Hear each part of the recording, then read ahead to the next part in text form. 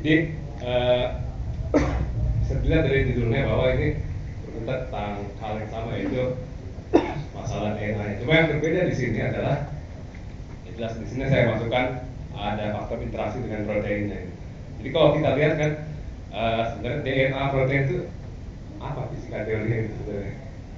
Di sini yang dipakai sebenarnya metodenya, yaitu untuk memodelkan interaksinya. Tapi kenapa misalnya tentang DNA ini sebenarnya penting, karena pertama kalau kita lihat di sini gambar sebelah kanan itu adalah yang double helix, itu adalah DNA-nya. Jadi struktur tiga dimensi seperti itu, dan yang seperti kabel telepon itu protein ternyata.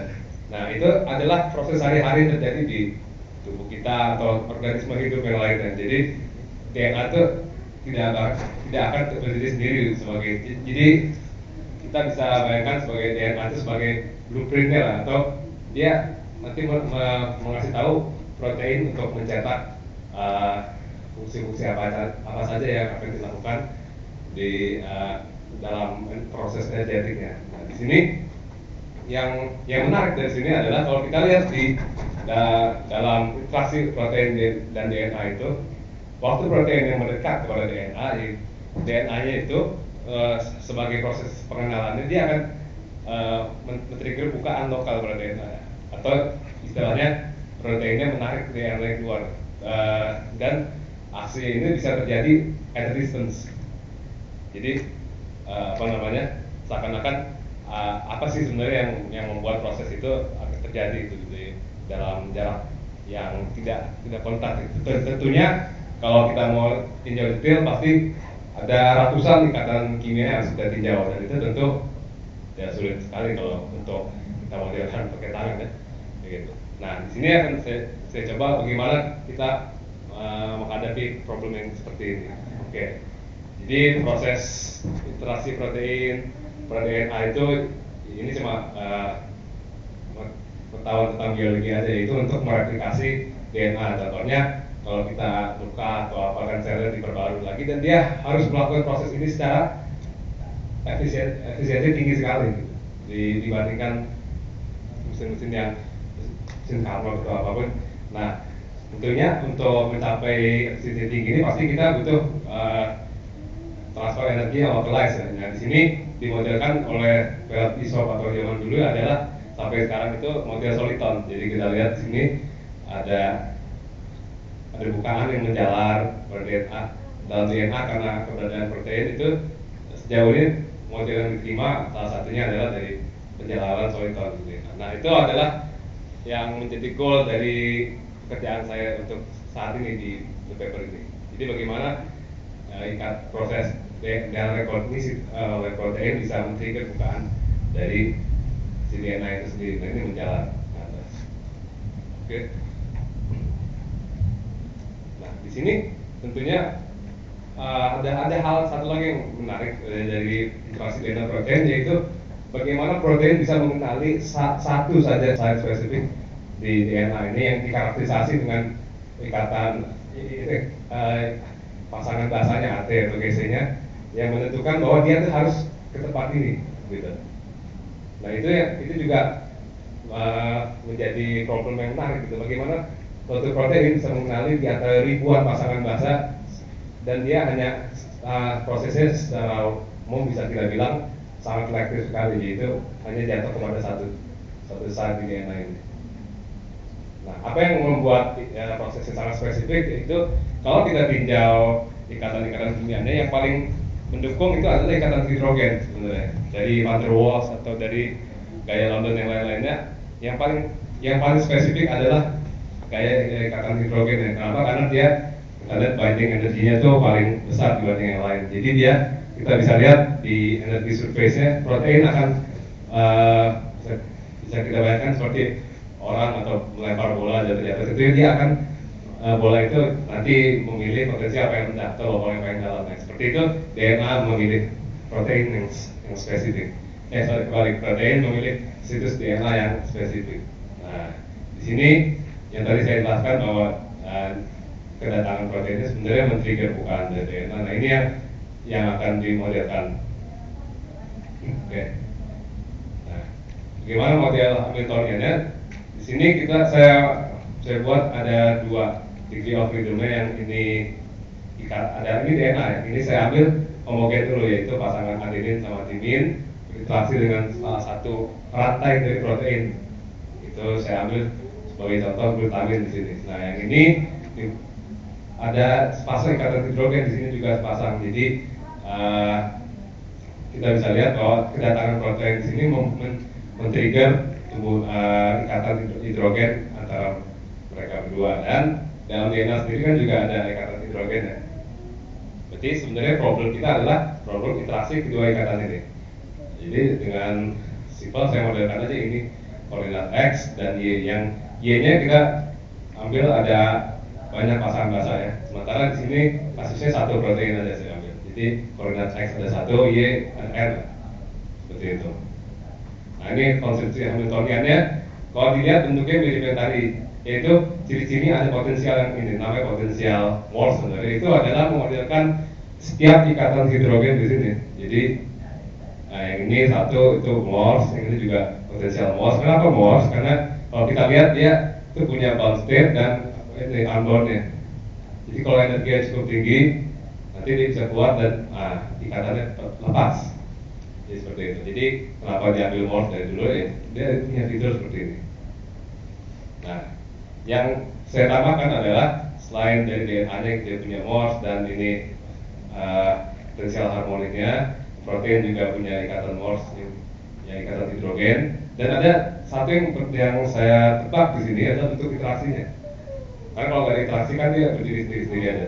Yang interaksinya itu awalnya saya coba ambil X pangkat A, X kali Y pangkat A dan B. Nah, di sini dikali faktornya Fmn itu bisa diambil dari Dirac. Jadi mungkin kelihatan itu lebih realistik kalau Gaussian.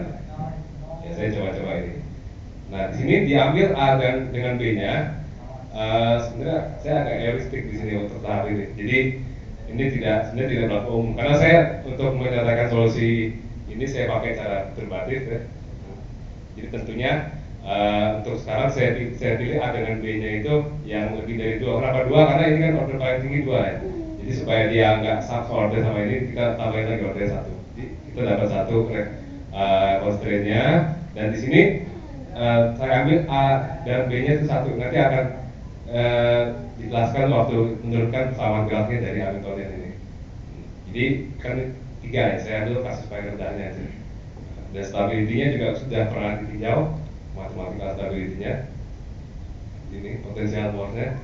Nah, kita langsung aja. Jadi dari sini kita pengen cari eksitasi non-linear atau bentuk solitonnya seperti apa sih, ini memungkinkan nggak sistem ini masukkan yang DNA bubble yang kita omongkan dari A yang di awal sini seperti ini.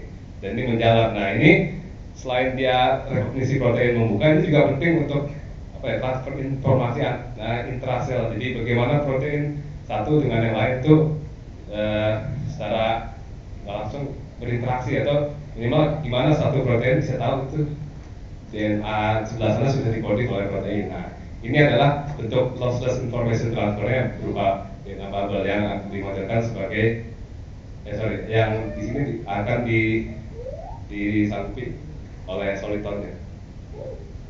Nah, ini adalah persamaan geraknya dari Hamiltoniannya. Kita lihat ada yang ini untuk Y yang bagian DNA-nya, X itu untuk proteinnya.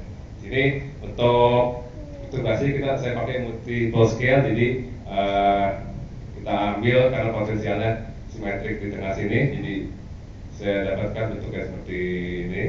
Dan dengan saya ambil lagi di sini asumsinya continuum limit, jadi akan kita lihat DNA itu di zoom dari jauh lah, jadi rapot kita anggap sebagai benda continuum. Nah, ya. Oke, dengan memilih A dan B dengan menambahkan scale waktu yang cukup banyak di sini, sebenarnya yang penting 2 scale. Saya mendapatkan solusi ini envelope wave seperti ini untuk setiap bagian di perturbasinya. C1, V yang atas DNA yang untuk yang proteinnya, dan di sini ada A1, A2, di mana A1 dan A2 ternyata dia memenuhi persamaan yang A1 mirip persamaan NLS, dikapal dengan persamaan keduanya itu mirip NLS, nggak ada suku ininya. Jadi ini adalah yang harus diselesaikan untuk dapat A1 dengan A2. Di sini dapat A1 dan A2 nya solusinya seperti ini, sekat hiperbolik. Nah ini untungnya berbentuk localized atau localized wave soliton. Jadi kita dapat masukkan ke Vx yang bagian DNA dan proteinnya didapatkan bentuk seperti ini. Jadi secara umum itu sekan hiperbolik ditambah yang sekan harmonik ya di suku kuadratnya. Ini kalau di plot dapat ini. Bentar. Kita ambil parameter, saya ambil parameter dari sini dan saya dapat berapa dari fisisnya. Terus saya dapatkan untuk chi yang bermacam-macam nilainya ternyata dia cukup menarik. Jadi ada di sekitar sini ada singularity-nya. Jadi ternyata nggak boleh besar-besar kita ambil chi-nya, faktor interaksinya. Dan ternyata untuk di bagian yang minusnya besar sekali, dia lebih rendah daripada yang ini, yang tidak ada interaksi. Artinya interaksinya itu bisa dua arah, selain dia membesarkan amplitudo, dia juga bisa mengecilkan. Jadi ternyata kita dapatkan seperti itu. Nah ini plot solusinya untuk yang sebelah kiri adalah yang bagian DNA-nya, yang ini oksidasi protein terhadap waktunya. Gitu. Kalau kita mau lihat gelombangnya jalan, kita plot 3 dimensi seperti ini. Ini untuk bagian yang di DNA-nya aja. Jadi ini biasa disebut breeder.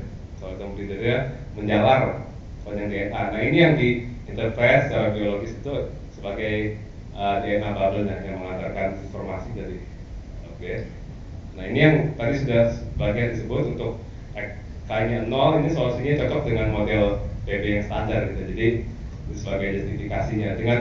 Dan X yang paling menarik malah yang untuk yang negatif sebenarnya. Karena di sini kita lihat untuk negatif kan jadi itu bisa mengecilkan amplitudonya. Nah itu sebenarnya apakah ada kasus nyata seperti itu? Ada. Jadi selain DNA dan protein itu interaksinya konstruktif seperti yang tadi, ternyata dia juga ada proses kebalikannya, itu namanya itu renaturasi. Jadi proses protein itu bisa close kembali DNA. Nah seperti ini. Jadi ini adalah skema dari, kalau kita lihat replikasi DNA, tentunya dia untuk didobelkan, digadakan harus dibuka dulu dengan protein. Jadi banyak protein di sini. Dan untuk jadi DNA lagi kan harus ditutup lagi. Nah proses menutupnya lagi itu adalah yang kita sebut inverse denaturation, renaturasi.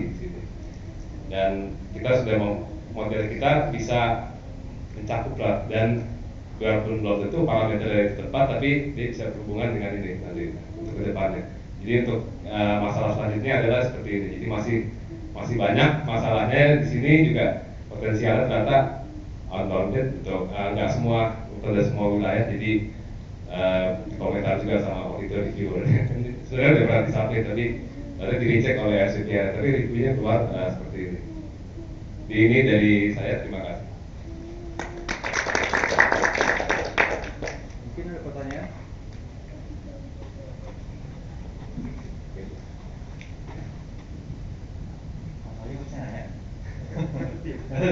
Itu jadi formalitas mana?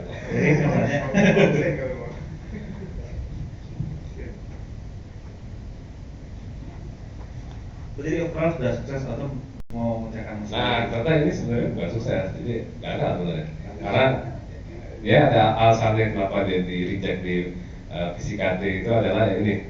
Pertama, saya nggak memasukkan ini stacking, jadi antara pasangan dasar tuh nggak independen, jadi sebenarnya ada interaksi lagi. Yang kedua yang sebenarnya yang paling fatal yang ini, interaksinya itu saya ambil bentuk polinom dari X pangkat, itu ternyata kalau kita lihat secara globalnya itu makin besar, koordinatnya makin gede kan. Jadi harusnya dia ada satu plateau yang di daerahnya di situ, untuk supaya ada outbound state-nya juga. Jadi itu yang dikomentarin sama dia. Dan ini untuk yang kedepannya tentunya kita harus tinjau temperaturnya berapa gitu. Fungsi temperatur. Biasanya kalau ini hitung pakai part integral atau apa untuk dapat itu pengaruh temperaturnya. Kan dia harus dibuktikan kalau dia itu bisa bekerja di temperatur tubuh gitu ya, sekitar 300 Kelvin. Jangan 10 Kelvin gitu. Jadi harus sekitar segitu, dan modelnya kalau itu bisa diterapkan gitu. Ini kita beri close lagi. Terima kasih.